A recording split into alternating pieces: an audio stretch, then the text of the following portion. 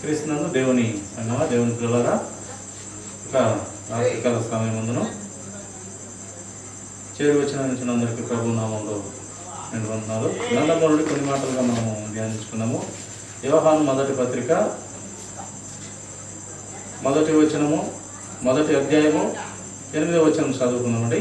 మనము పాపం లేని వారమని చెప్పుకొనిన ఎడల మనమే మోసపుచ్చుకుందాము, మరియు మనలో సత్యం ఉండదు. మన పాపములను మనము ఒప్పుకొనిన ఎడల ఆయన నమ్మదగిన వాడును నీతిమంతుడును గనుక ఆయన మన పాపములను క్షమించి సమస్త దుర్నీతి నుండి మనలను పవిత్రులుగా చేయను. ప్రతి మనిషిని పాపంతో, ఆదాము నుండి మనం కూడా పాపంతో పాలుభాగస్తులుగా ఆయన రక్తమే మనలో ప్రవహించుతున్నది కనుక ఆదాము నుండి మనకు పాప స్వభావం అనేది జన్మతోనే మనకు ఆ యొక్క పాప స్వభావాన్ని మనము కలిగి ఉంటాము. మొదటిగా యేసుక్రీస్తు ప్రభువారు మనకిచ్చినటువంటి ఆత్మ యథార్థవంతమైనదే, కానీ దేవుని మాట వినకపోవటం వలన, దేవుని ఆజ్ఞ మీరటం వలన మనము ఆ పాపము కొని తెచ్చుకున్నాము. ఆ పాపములో భాగంగా మొదటి మానవుడైనటువంటి ఆ పాపములో భాగంగా ఆయన ద్వారా అందరము కలిగిన వారం కనుక మనకు కూడా ఆ పాప స్వభావము ఉంటుంది. పిల్లలు అయితే చిన్నపిల్లల వరకు వారికి తెలివి జ్ఞానము వచ్చే వరకు వారికి అయితే బయటపడదు, కానీ వారికి తెలివి జ్ఞానం వచ్చిన తర్వాత ఒక వయసు వచ్చినాక వారు ఈ యొక్క పాప స్వభావాన్ని ప్రతి ఒక్కరిని కూడా చూపిస్తారు. కనుక ఇక్కడ వ్రాయించినటువంటి మాట ఆ లెక్క ప్రకారం మనము పాపులము. మనలో పాపము లేదని మనము చెప్పుకొనిన వారమైతే మనమే మోసపుచ్చుకుంటాము. నాలో పాపం లేదు అని చెప్పుకున్నట్లయితే మనమే మోసపరుచుకొని తప్పు చేసిన వారిని, దేవుని దృష్టిలో తప్పు చేసిన వారిగా అయిపోతాం. కనుక ఈ పాపాన్ని దేవుడు మళ్ళీ ఆయన కృపలో భాగంగా, ఆయన దయా సంపన్నుడై కనికరము కలిగిన దేవుడు తిరిగి యేసుక్రీస్తు ద్వారా మనలను ఆ పాపాన్ని తీసివేసి మళ్ళీ పరిశుద్ధత మనకు ఇవ్వడం జరిగింది, ఆ పరిశుద్ధుడైన యేసుక్రీస్తు వారి రక్తం ద్వారా. కనుక మనం ఎప్పుడునూ పాపము మనలో లేదని మనం చెప్పుకున్నట్లయితే మనము అబద్ధికులము, మనమే మోసపుచ్చుకున్న వారం అవుతాం. కనుక ఆయన రక్తంలో కడుగబడినప్పటికీ మనము పాపపు స్వభావం కలిగి ఉంటాము. ప్రతి చిన్న ఆలోచనలో కానీ, ప్రతి చూపులు కానీ, నడతలు కానీ, ప్రవర్తనలో కానీ ఈ యొక్క పాపాన్ని బయటపరచుటకు అలాంటి స్వభావంతో ఉన్నవారం కనుక మనము అలా బయటపడుతుంటాము. కానీ దేవుని వాక్యం ద్వారా మనము కట్టబడుతూ రావాలి, దేవునికి లోబడుతూ రావాలి, వాక్యాన్ని అంగీకరించి వాక్య ప్రకారం బ్రతుకుతూ రావాలి. కనుక మన పాపమును మనము ఒప్పుకొని ఆయన నమ్మదగిన వాడును నీతిమంతుడు కనుక ఆయన మన పాపములను క్షమించి సమస్త దుర్నీతి నుండి మనల్ని పవిత్రులుగా చేస్తున్నాడు. యేసుక్రీస్తు ప్రభువు సమస్త దుర్నీతి నుండి మనల్ని ఆయన మళ్ళీ ఆయన మాట వినకపోయినప్పటికీ పాపం అంటించుకున్నాము.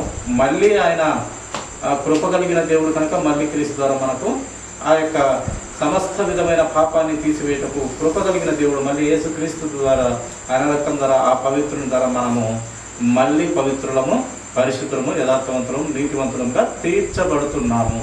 అది ఎప్పటి వరకు అంటే మన దేహములో ప్రాణం ఉన్నంత వరకు మనము ఆయనకు పరిశుద్ధంగా నిలుచుటకు ఆయన వాక్యం ద్వారా కట్టబడుతూ ఉంటాం. ప్రియుల, ఎప్పుడైతే మనము చివరి వరకు ఆ విశ్వాసాన్ని, ఆ నిరీక్షణను, ఆ పట్టుదలను, ఆ పాపము జయించుటకు లేక ఈ యొక్క లోకాన్ని జయించుటకు ఆయన వాక్యం ద్వారా మనము కట్టబడుతూ రావాలనేది దేవుని చిత్తం. అలాగా కట్టబడిన వారిలో పౌలు గారు చెప్తారు, నేను చివరి వరకు నా ఊపిరి వెడలి ఉన్నాను, చివరి వరకు నేను కాపాడుకుంటున్నాను, ముసిలివాడనైనాను, ముసిలివాడనై ఉన్నాను, నా యొక్క విశ్వాసాన్ని, నా రక్షణ నేను చివరి వరకు కాపాడుకుంటున్నాను. ఇంకా నా కోసము ఆ యొక్క జీవ కిరీటము లేక నీతి కిరీటము నా కొరకు అక్కడ ఉంచబడినదని బలంగా యొక్క భక్తుడు చెప్పడం జరిగింది. అలాగే ఆయనలాగా మనము కూడా ఎదగాలి, అలాంటి స్థితిలోకి రావాలి. అలాంటి జీవ కిరీటాలు లేక బహుమతులు, ఆయన దగ్గర ఎన్నో బహుమతులు, మన ఈ లోకంలో మన శరీరంతో జరిగించినటువంటి క్రియలన్నిటి ఫలితము, మన జీతము దేవుని దగ్గర ఉన్నది కనుక అక్కడ మనం చేసిన క్రియలను బట్టి ఆయన మనకు ప్రతిఫలం ఇచ్చే దేవుడుగా మనకు కనపడతాడు. ప్రియుల చూడండి, సామెతల గ్రంథము 10వ అధ్యాయము 7వ వచనము మాట ఆయన ఆలోచన ధ్యానిద్దామండి.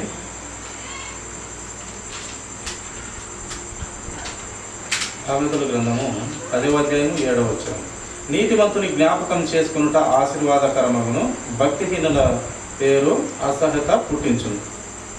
కనుక అంత శక్తివంతుడైన నీతిమంతుడైన మన కోసం మనమును నీతిమంతులుగా చేసిన ఆ నీతిమంతుని, ఆ సర్వశక్తిమంతుని, ఆ కృప కలిగిన దేవుణ్ణి, ఆ సత్యమైనటువంటి దేవుణ్ణి మనము జ్ఞాపకం చేసుకునుట మనకెంతైనా ఆశీర్వాదకరమగును, ఎంతైనా మనకు మంచిది, ఎంతైనా మనము దీవెన పొందుకుంటాము. ఎంతైనా ఆయన ఆనందంలో ఉంటే, ఆయన కోసం బ్రతికితే మనము దీవించబడిన వారం అవుతాం. కనుక నీతిమంతుని ప్రతిదినము కూడా మనము జ్ఞాపకం చేసుకునుట, ఆయన వాక్యం చదువుట, ఆయన సత్యమైన దేవుడు, సత్యమైన మాటలు పలికినాడు. ఆ మాటలు మనము జ్ఞాపకం చేసుకొని మన జీవితంలో ఉండుటకు దేవుడు అతిదైన జ్ఞానాన్ని గ్రంథంలో ఉంచి ఉన్నాడు. కనుక అటుదైన కృపలో మనము బ్రతకాలి, ఆ నీతిమంతుని జ్ఞాపకం చేసుకోవాలి, ఆయన మాదిరికరమైన జీవితంలో మనము బ్రతకాలని మనకు ఈ యొక్క లేఖనము మనకు తెలియపరుస్తూ ఉన్నది.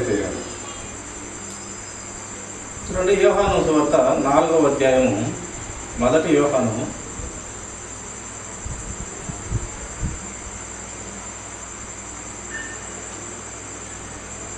10వ వచనము మాట చదువుకున్నాము. మనము దేవుని ప్రేమించటమని కాదు, కానే మనల్ని ప్రేమించి మన పాపములకు ప్రాయశ్చిత్తమై ఉండుటకు తన కుమారుని పంపెను. ఇందులో ప్రేమైనది.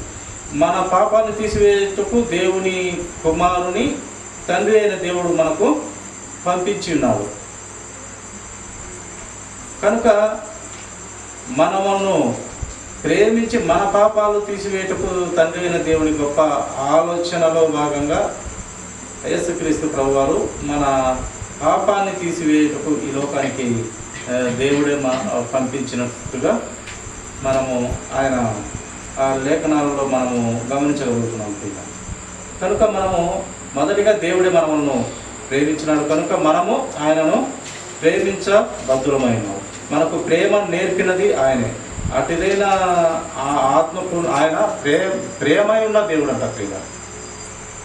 ఆయన ప్రేమ అయిన దేవుడు ప్రతి ఒక్కరిని ప్రేమించి ప్రతి ఒక్కరిని క్రీస్తు ద్వారా రక్షించుకోవాలనుకొని ఆయన రాజ్యం తెలుసుకోవాలని కోరిక కలిగిన లేక అట్టి ఆలోచన కలిగిన అట్టి ప్రణాళిక కలిగినటువంటి దేవుడు, ప్రతి ఒక్కరిని కాపాడాలనుకున్న గొప్ప దేవుడు. అందుకే మన పాపములకు ప్రాయశ్చిత్తంగా తన సొంత కుమారుని, తన ముద్దు కుమారుని ఈ లోకానికి పంపించి ఆ కలవరి శిలువలో విపరీతంగా కొడుతూ ఉంటే ఆయనకు ఇష్టమైనదంట తండ్రి అయిన దేవుని. ఆయనను కొట్టుట ఆయనకు ఇష్టమైనది, ఆయనను నలుగొట్టుట ఆయనకు ఇష్టమైనది.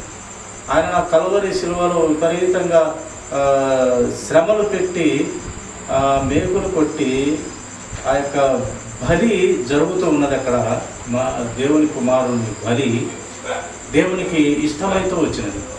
అందుకే యేసుక్రీస్తు ప్రభువారు నేను నా తండ్రిని అడిగినట్లయితే కొన్ని వేల మందిని నాకు ఇక్కడికి నన్ను రక్షించడానికి దేవుడు పంపగలడు, కానీ ఆ యొక్క ఆజ్ఞ నేను పొంది ఉన్నాను. అయినప్పటికీ నేను ప్రజల కోసం ప్రాణం పెట్టి నా రక్తం ద్వారా రక్షించుకోవాలనుకున్న దేవుని మాట ప్రకారము ఉండుటకు నేను ఇక్కడ ప్రాణం పెడుతున్నాను. నేను ప్రాణం పెట్టడమే కాదు, పెట్టిన ప్రాణాన్ని మళ్ళీ తీసుకోగలిగిన సామర్థ్యం, శక్తి నాకు కలదు. నా అంతటా నేనే పెడుతున్నాను. వారు ఏదో సిలువ వేశారని వారు ఏదో తలకు ముళ్ళ కిరీటం పెట్టినారని, లేక పక్కలో బల్లెపు పోటు పొడిచినారని, లేదా ఒకటి తక్కువ 39 కొరడా దెబ్బలు కొట్టినారని ఎన్ని జరుగుట చేత నేను చనిపోవటం కాదు, కానీ నా అంతటా నేను ప్రాణం పెట్టుటకు దేవుని మాట ప్రకారం నేను ప్రాణం పెట్టాను, నేను అవసరమైతే ఆ ప్రాణాన్ని తీసుకొనగలను అని చెప్పి, అంటే ఆయన అంత శక్తి కలిగిన దేవుడు అని తెలియపరుస్తూ ఈ మాటలు చెప్పడం జరిగింది. కనుక ఆయన శక్తి కలిగిన దేవుడే. ఎందుకంటే మనము రక్షించాలి, మనది పరిశుద్ధమైన రక్తం ఎవరిది కాదు కనుక దేవుని కుమారునిదే పరిశుద్ధ రక్తం కనుక ఆ రక్తం ద్వారా మనల్ని కాపాడాలనుకున్నారు. కనుక ఆయన చనిపోయి పేత పెట్టబడి మళ్ళీ 3వ దినాన తిరిగి లేవాలి అని లేఖనం చెప్పినట్టుగా ఆయన లేఖనాలను, ఆయన చేసిన వాగ్దానాలను నెరవేరుస్తూ ఆయన యొక్క గొప్ప కార్యాలన్నీ కూడా చేసినాడు పిల్లలు మన కోసం యేసుక్రీస్తు ప్రభువు. యాకోబు రాసిన పత్రిక 4వ అధ్యాయము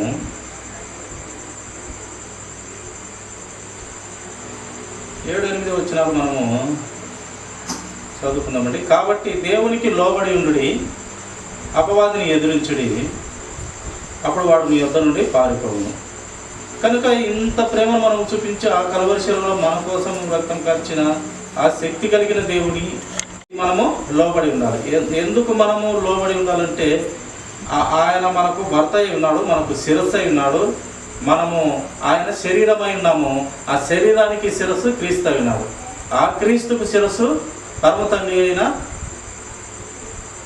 అయిన దేవుడు పరమందున్నాడు.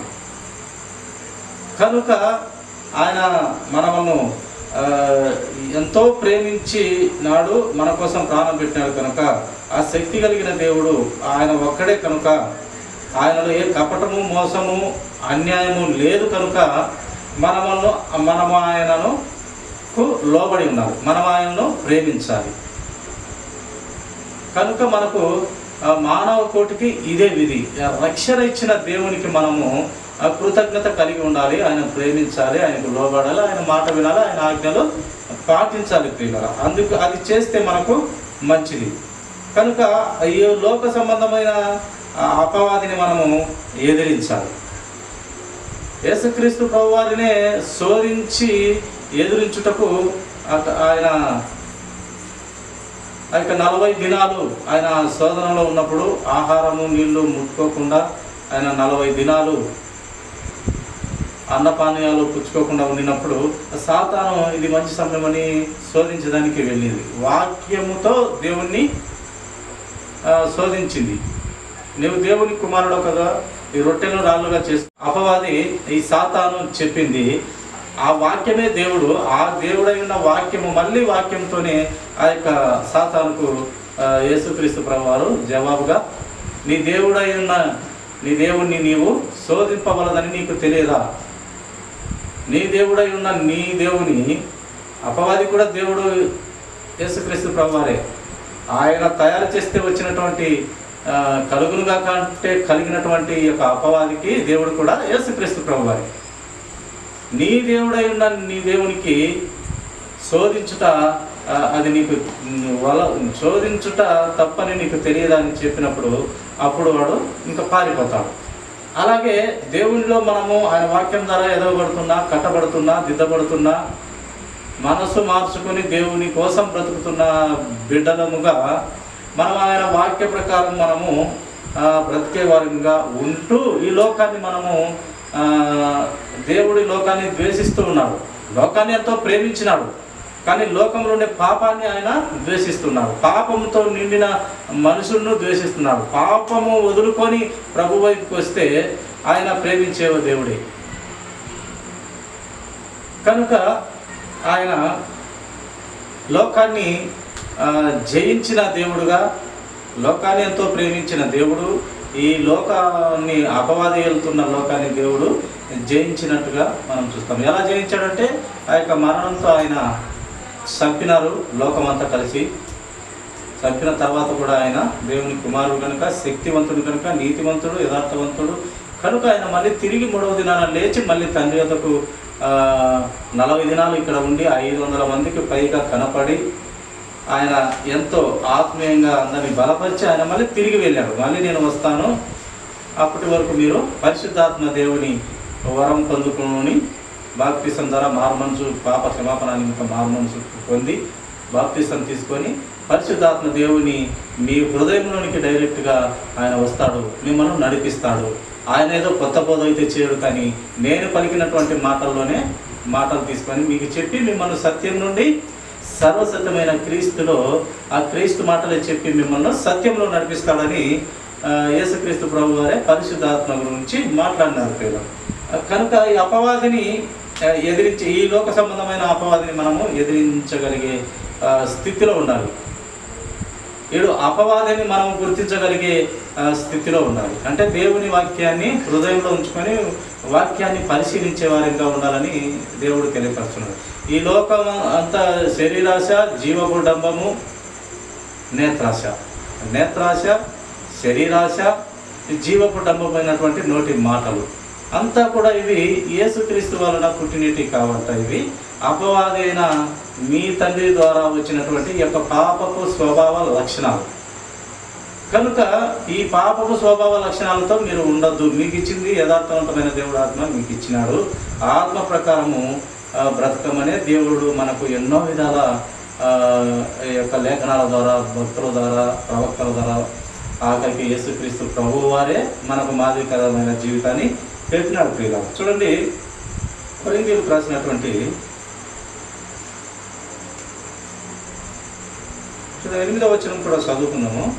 దేవుని యొద్దకు రండి, అప్పుడు ఆయన మీ యొద్దకు వచ్చును.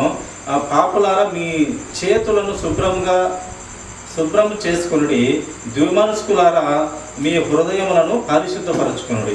చూడండి, పాపులారా మీ చేతులను శుభ్రపరచుకునుడి, పాపముతో ఉన్నటువంటి మీ చేతులను శుభ్రపరచుకునుడి. 2 ఆలోచనలు కలిగి ఉన్న వారా ఒకే ఆలోచనతో కలిగి ఉన్నాడు. ఇట అపవాదితోనే ఉంటారా లేక క్రీస్తుతో ఉంటారా? సత్యంలోనే ఉంటారా లేక అసత్యమైన యొక్క అబద్ధ ప్రవక్తలోనే ఉంటారా? అవి సాతానులోనే ఉంటారా? ఏదో ఒకటే తీసుకోండి. నటన చేయవద్దు. లోకానుసారంగా బ్రతుకుతూనే ఉంటారు, మళ్ళీ ఆదివారం వచ్చేలకు బైబిల్ తీసుకొని పోతూ ఉంటారు.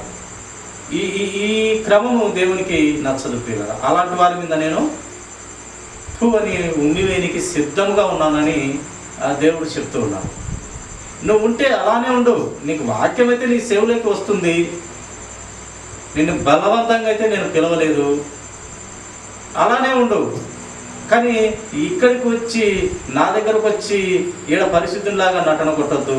మళ్ళీ లోకంలో నడిచి వానితో నటన కొట్టద్దు. లోకంలో నడిచి ఆ అపవాదికి దగ్గరగా ఉంటావు, మళ్ళీ ప్రభు దగ్గరకు వచ్చి పరిశుద్ధునిగా నటన కొడుతుంటావు. ఈ యొక్క నటన జీవితము వద్దు. ఉంటే అలా ఉండు, లేకుంటే ఇలా ఉండు. నిలువెచ్చని జీవితము వద్దని దేవుని వాక్యం తెలియపరుస్తున్నాం. అందుకే మీ చేతులను శుభ్రం చేసుకుని 2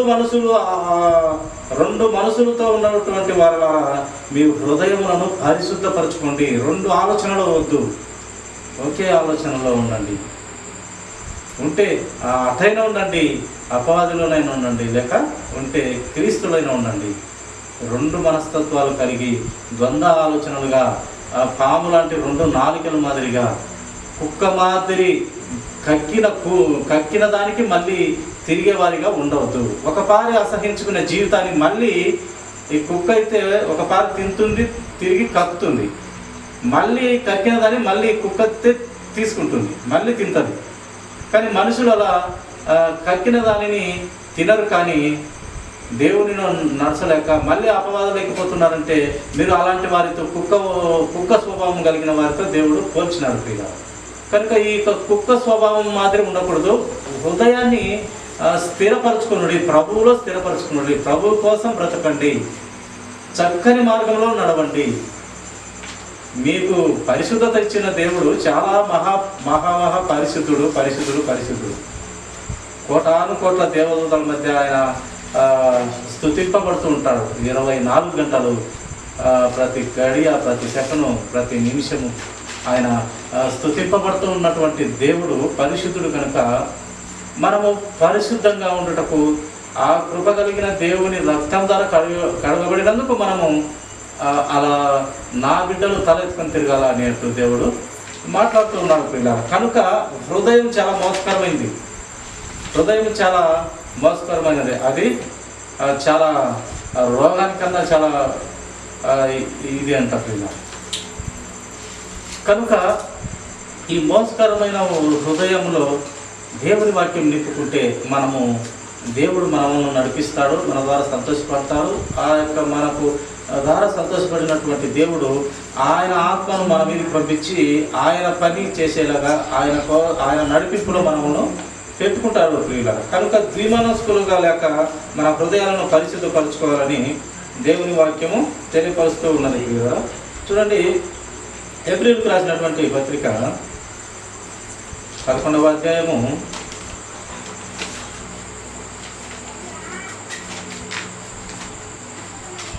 13వ వచనము,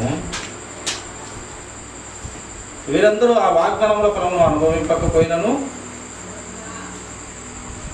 దూరము నుండి చూచి వందనము చేసి తాము భూమి మీద పరదేశమును యాత్రికులునై ఉన్నామని ఒప్పుకొని విశ్వాస మూలము గలవారై మృతి నొంది. ఈ యొక్క మృతి నొందిన వారంట వారు దేవుని వాగ్దాన ఫలమును అనుభవిస్తూ వారు ఈ లోకంలో పరదేశులము యాత్రికులము, మనది నిత్యమైన పరలోక రాజ్యము, నిత్యమైన దేశము మనకు అక్కడ ఉన్నది. ఈ లోకం అయితే మనది కాదు, ఈ లోకం మనది కాదు, పరలోకము మనదని దేవుని వాక్యం మనకు తెలియపరుస్తూ ఉన్నది. ఎందుకంటే ఇది కొంచెం కాల జీవితము, చాలా కాల జీవితము నీకు అక్కడ ఉంది, అక్కడ పరలోక రాజ్యం నీది. ఇక్కడ మనమందరం కూడా ఆ పరదేశుల మాదిరి లేక యాత్రికుల మాదిరి ఉన్నామని అట్టిదైన విశ్వాసంలో మృతిదైన వారందరూ కూడా ఆ విశ్వాసం నుండి ఆ పరమ యెరూషలేమైనటువంటి ఆ పరలోక పట్టణం కోసం ఎదురు చూసినటువంటి వారు. అబ్రహాం కూడా ఆయనకు ఎంతో ఆస్తి ఉన్నప్పటికీ ఆయన గుడారాలలో నివసిస్తూ ఆ నిలువర పరమైనటువంటి పట్టణం కోసము కింద గుడారాలలో నివసిస్తున్నారు. ఆయనకు ఆస్తి భూమిలో సగభాగం ఆయనదే. ఆ కాలంలో సగభాగం లోతుకిచ్చినాడు, సగభాగము ఆయనది. ఆయనకు పశువులు, గాడుదులు చాలా ఎక్కువ. ఇంత ఆస్తి ఉన్నప్పటికీ ఆయన పెద్ద పెద్ద మేడలు కట్టుకోలేదు, ఇల్లు కట్టుకోలేదు. కానీ ఈ యొక్క లోకం మనది కాదు. ఇక్కడ మనము యాత్రికులము లేక మనము పరదేశంలో ఉన్నాము. ఈ లోకం మంది కాదు, పరదేశులమైన మనము ఆ పరలోక రాజ్యం మంది అని ఆ దేవుడు కనపడబడినటువంటి ఆ రాజ్యం కోసము ఆశ కలిగి బ్రతికినటువంటి వారు అబ్రహాము. ఆయన ఆ నిలువరమైన పట్టణం కోసము ఎదురు చూసి నిరీక్షణ కలిగి వారు మృతి పొందినట్టుగా మనం చూస్తాం. ఇక్కడైతే వాళ్ళు ఏది ఆశ పెట్టుకోకుండా బ్రతికినారు. ఆస్తులు ఉన్నప్పటికీ వారు అక్కడ పట్టణం కోసమే ఎదురు చూసినారు. అలాగా మనం కూడా ఉండాలని దేవుని వాక్యం మనకు తెలియపరుస్తుంది. అట్టి విశ్వాసంతో, అట్టి నిరీక్షణతో మనము ఇక్కడైతే మనం యాత్రికులము, పరదేశులము, మనకు నిత్యమైన పట్టణము, పరలోక రాజ్యము మనకు ఉన్నదని దేవుని వాక్యం మనకు తెలియపరుస్తూ ఉన్నది. చూడండి, ఫిలిప్పీలకు రాసినటువంటి పత్రిక 3వ అధ్యాయం 20వ వచనము మాట చూడండి, ముగించుకున్నాము.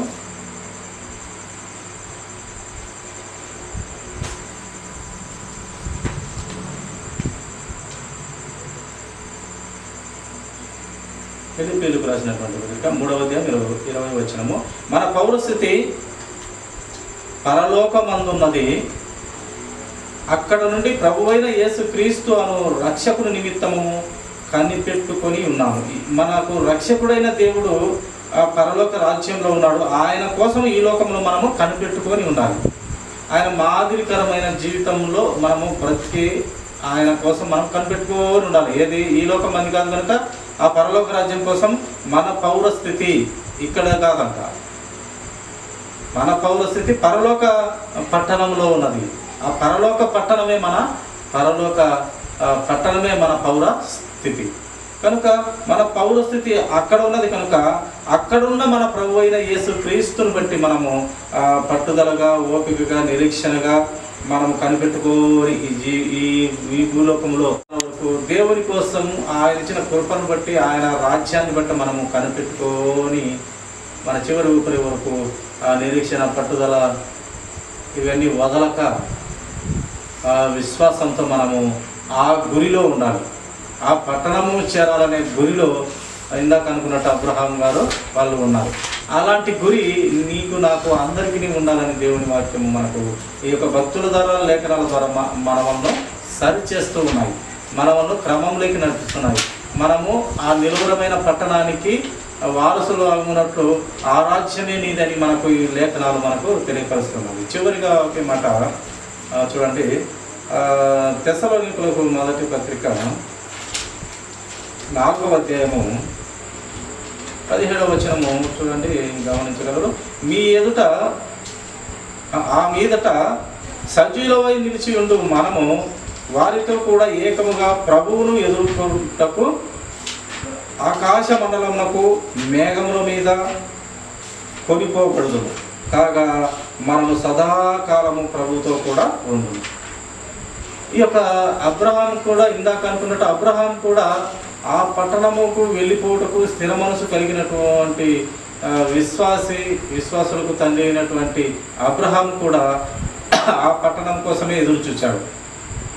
ఆ ఎదురు చూసిన పట్టణము అక్కడ ఎవరుంటారంటే సదాకాలము మనతో, సదాకాలము ప్రభుతో కూడా ఉంటామంట. ప్రభుతో కూడా సదాకాలము. ఇది సదాకాలమా? ఇది కొంచెం కాలం. మన జీవితము భూమి మీద దేవుడు దేనితో పోల్చి చెప్పినాడు. ఆవిరి వంటిది మన జీవితము, నీటి మీద బుడగ లాంటి జీవితము, ఇంకా గడ్డి పువ్వు లాంటిది మన జీవితము. పొద్దున్నే పుష్పిస్తుంది, మధ్యాహ్నంకు వాడిపోతుంది, సాయంత్రంకు రాలిపోతుంది. అలాగే గడ్డి పువ్వు లాంటి జీవితము. ఇంకా నీడ లాంటి అస్థిరమైన జీవితం అండి. స్థిరమైన జీవితము కాదు, అస్థిరమైన నీడ లాంటి జీవితం అంటే ఈ భూలోకంలో. ఇన్నిటి ద్వారా దేవుడు మన జీవితాన్ని, మన ఈ కొంచెమైన జీవితాన్ని ఈ నీటి మీద బుడగ లాంటి ఇలాంటివన్నీ కూడా పోల్చి చెప్పడం జరిగింది. ఆవిరి వంటిది, నీటి మీద బుడగ లాంటిది, గడ్డి పువ్వు లాంటిది, నీడ లాంటిది. ఇవన్నీ కూడా స్వల్పముగా ఉంటుంది. కొంచెం సేపు ఉండి అంతలో మాయమైపోతుంది. ఆవిరి కానీ, నీటి బుడగ కానీ, ఆ యొక్క అడవి చెట్టు పువ్వు కానీ. కనుక వీటితో పోల్చిన దేవుడు ఇది కొంచెము కాలము, శాశ్వత కాలము, సదాకాలము. ఇక్కడ వ్రాయించినటువంటి మాటలను బట్టి సదాకాలము ప్రభువుతో ఆ పట్టణంలో, ఆ యొక్క ఆకాశ మండలముకు మనల్ని ఎవరు తీసుకొని పోతాడు? ఆయన యేసుక్రీస్తు ప్రభు వారు రెండవ రాకడగా వచ్చినప్పుడు ఆయన బిడ్డలను మేఘాల మీద ఆయన తీసుకొని పోతాడు. ఏ ఇంజన్ ఉండదు, దానికి ఏ మిషన్ ఉండదు, ఏ యొక్క కరెంటుతో తయారు చేసింది కాదు. దేవుని వాక్కు ద్వారా ఆ మేఘముల మీద అలా అలా దేవుడు పిలుచుకొని పోతాడు.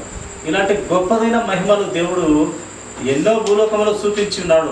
మనం నిరీక్షణ, పట్టుదల, ఓర్పు కలిగి ఉండుటకు, ఆ పట్టణం కోసం ఎదురు చూసి ఉండుటకు మనకు ఒక గొప్ప సాక్షి సమూహమే గ్రంథంలో దేవుడు వ్రాయించి, అలాంటి మనుషులను గ్రంథంలో పేర్లు వ్రాయించి ఉన్నారు. గొప్ప సాక్షి సమూహం ఉంది గ్రంథమందు. మనం ఎందుకు ఈ గొప్ప సాక్షి సమూహం అంటే, మనము ప్రభువులో ఎదగనికి, సత్యములో నడవనికి, ఈ లోకాన్ని జయించనికి ఈ యొక్క గొప్ప సాక్షి సమూహం అంతా మనకు మాదిరికరమైన జీవితాన్ని గ్రంథంలో పెట్టాడు దేవుడు. చాలా గొప్ప సాక్షి సమూహం, చాలా భక్తిగా, మహాభక్తులుగా నిలబడినటువంటి వారు గొప్ప సాక్షి సమూహం మనకు గ్రంథం ఉన్నది. వాళ్ళందరూ చాలకంగా సాక్షాత్తు దేవుడే ఒక మాదిరిగా, ఒక గొప్ప సాక్షిగా మన భూమి మీద నడిచి మనకు మాదిరికరం చూపించిపోయినారు. కనుక ఇంత శక్తి కలిగిన దేవుణ్ణి మనము ఈ లోకం, మన రాజ్యం కాదు, మన పట్టణం కాదు, మన పౌరస్థితి అంతా ఇక్కడ కాదు, కానీ అక్కడ పరలోకం అందే ఉన్నదంట పిల్ల. అక్కడ ఉన్నటువంటి మన పౌరస్థితి ఇక్కడ మనము జాగ్రత్తగా బ్రతికితే, దేవుని కోసం బ్రతికితే, ఆయన అడుగుజాడల్లో నడిస్తే, ఆయన వాక్యాన్ని అంగీకరించి బ్రతికితే మనకు అక్కడ లోకం చేరుకుంటాము. ఆయన లెక్క ప్రకారం మనం బ్రతకనట్లయితే, ఆయన వాక్యం అంగీకరించినట్లయితే, ఆయన కోసం బ్రతికి ఉండనట్లయితే మనకు ఆ రాజ్యం దక్కదు ప్రియులారా. ఈ కొంచెం కాలం జీవితంలో ఆయన కోసం బ్రతుకుదాము, ఆయన వాక్యాన్ని అంగీకరించి ఆయన మార్గములలో మనము నడవాలని మనకు భక్తులు, ముఖ్యంగా చాలామంది భక్తులు, ఒకరిద్దరు కాదు, అందరూ గొప్పవారే. దేవునితో నడిచిన ప్రతి భక్తుడు ఒక్కొక్కరిలో ఒక్కొక్క జ్ఞానాన్ని నింపుతూ ఆయన మన కోసము చక్కగా బ్రతికినటువంటి వారిని అందరినీ గ్రంథంలో వ్రాయించినాడు. అలాంటి బ్రతుకు మీరు బ్రతకండి. తల ఎత్తుకొని నా పరలోక రాజ్యంలో మీరు నిలబడాలి. తల దించుకొని మీరు నిలబడకూడదు. తల దించుకొని ఆ దరిద్రమైన తీర్పు పొందుకొని నరకానికి వెళ్ళకూడదు. తల ఎత్తుకొని బ్రతుకు ఈ లోకంలో బ్రతికి అక్కడ కూడా తల ఎత్తుకొని నా రాజ్యంలో నా పక్కన నా సింహాసనంలో ఉండడానికి మీకు అవకాశం ఇస్తున్నాను. అలాంటి స్థితిలో బ్రతకమని దేవుడు చెప్తూ ఉన్నారు ప్రియులారా. కనుక అట్టిదైన స్థితిలో మనం అందరం దేవుడి వాక్యం ద్వారా కట్టబడుతూ దిద్దబడుతూ ముందుకు కొనసాగాలని దేవుడు కొద్ది మాటలు దేవుడు దీవించిన కాక తల నుంచినట్లయితే చిన్న ప్రార్థన.